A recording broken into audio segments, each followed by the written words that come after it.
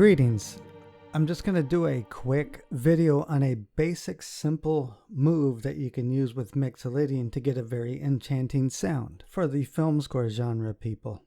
This was actually brought about, this entire sequence, because I was showing a student who's a film score buff some Mixolydian moves, but we were just using a piano sound, and he said he didn't like the sound of the scale and chords. So what I did is came up with this quick sequence, and then the next session I said, what do you think about this? And he's like, that's cool, can you show me that? And then it was Mixolydian.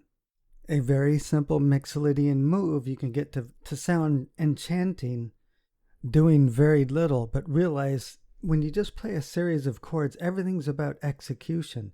Mixolydian can also sound bluesy, jazzy, majestic, etc., etc. It's just about how you present it. So let's play back the sequence really quick and then we'll go over it.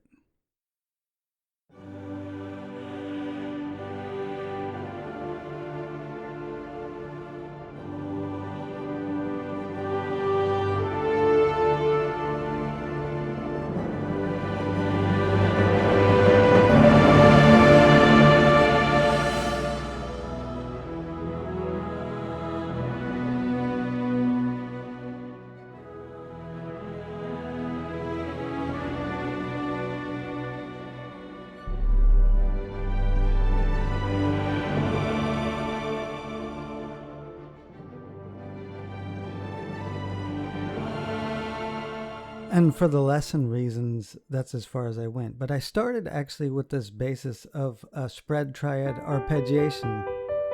Instead of typical close proximity arpeggiation, I actually mapped this out first using very typical string arpeggiations. Instead of closed position, spread triad arpeggiations. These are very, very common in string groups, but gradually rising on a crescendo. But this is very common for strings to do arpeggios like this. Very spread. If you want to invert it and gradually rise, etc., etc., that was my goal, is to create a crescendo that gradually rose. These spread kind of triad forms and arpeggiations are actually very easy for them to do. So it's very common to have a repeat on the top note and the bottom note. Very common string arpeggio, spread. And you could give something motion like this in harmonized fashions too, with two spread triads between two different groups to give something motion, because motion helps carry things forward. Now the other reason I wrote this out is because this is very difficult to do at the speed I wanted to do it on a keyboard, on a MIDI keyboard. And I also wanted to fit a harmonic scheme. It's too hard to do this like this. That's actually very difficult and something you normally would not do on a keyboard. So I pulled up a quick video of a guy doing a spread quintal based arpeggiation, just to show you the technique of somebody actually doing this. It's kind of a little side thing I decided to explore while doing this video. Raise 2 and 4. But you hear the repeat bottom note and the top note.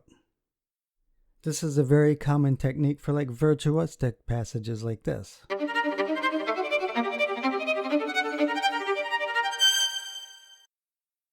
Well, why am I doing all this? Because I started with this basis, that entire sequence, based off of the rising arpeggio.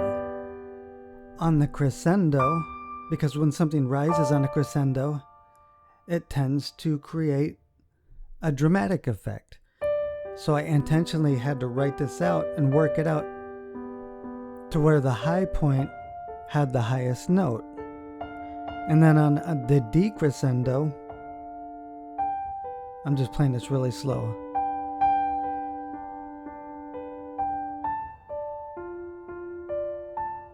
I'm not scripting this either, so just alternating between the two chords. We'll actually cover the two chords in a second. High point of the crescendo, dying away. So, as a result, the arpeggio is dying away. Now changing keys. Same Mixolydian move. More stationary now. So there's a little trick, rising and falling on crescendos and decrescendos, and then more static, softer spots have something more consistent in your arpeggiation. And then there's a transition of key to lower groups because the initial melody on the soft spot was in cellos and then it switched to violins. So just taken over in different groups.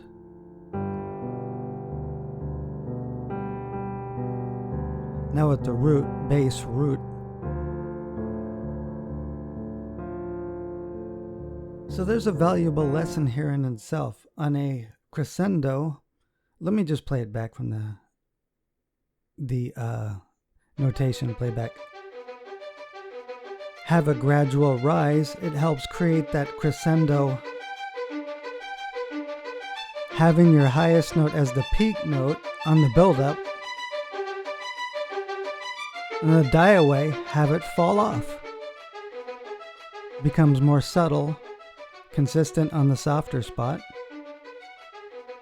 while a mid-range group is playing the melody, switching to lower end groups where you have a higher melody. So we have something that's consistent here too, that creates motion for our sequence. So there's a technique you could use on crescendos, decrescendos, and more static, softer spots. Okay, here's the number one reason you never judge a sequence based off chords themselves. I could use the same chord scheme like this. It doesn't sound anything like what we just heard. It's still Mixolydian.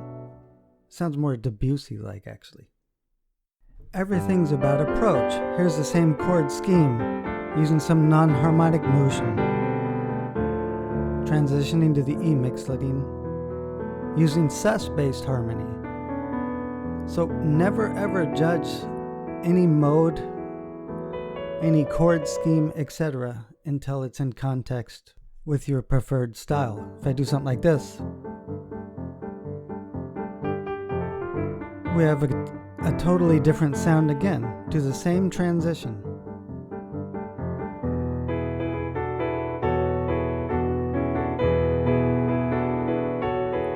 I'm using the same chord scheme as the enchanting Mixolydian thing there, except I'm just approaching it totally different. There are a lot of styles that are Mixolydian based that sound nothing like this as well. Switching Mixolydian scales. Everybody's heard stuff like this. In other words, a lot of dominant style based music has a lot of Mixolydian basses, which sounds nothing near enchanting. So let's go over how simple this is. I'm going to start the sequence. It's just Mixolydian 1, G, D minor, Mixolydian 5. Just alternating between those two.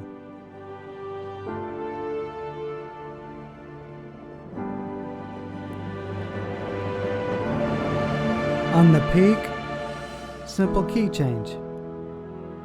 Mixolydian again, now on E.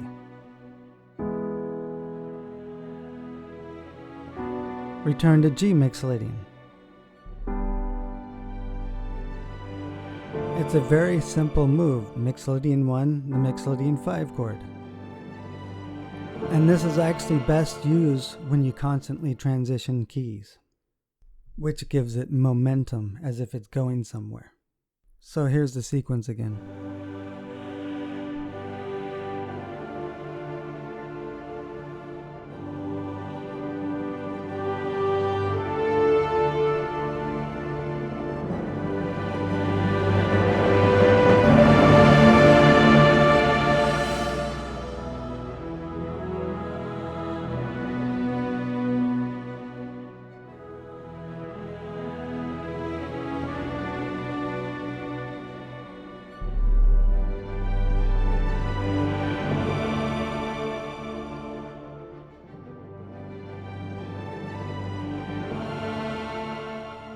So it's an extremely easy way to get an enchanting feel with the Mixolydian 1-5 chord. And one of the most typical ways to use this is to repeat those two chords back and forth, then drastic sudden key changes to give it momentum as if the composition's going somewhere. but it's actually very easy to use, and it sounds very enchanting. So remember, never judge a specific chord set simply by how it sounds on a piano when you play them one after the other with no musicality to it. Almost everything is about how it's presented. I would say presentation is more important than the chords chosen. 1, 4, 5 can be anything from Twinkle Twinkle Little Star to the basis of a huge grand symphony.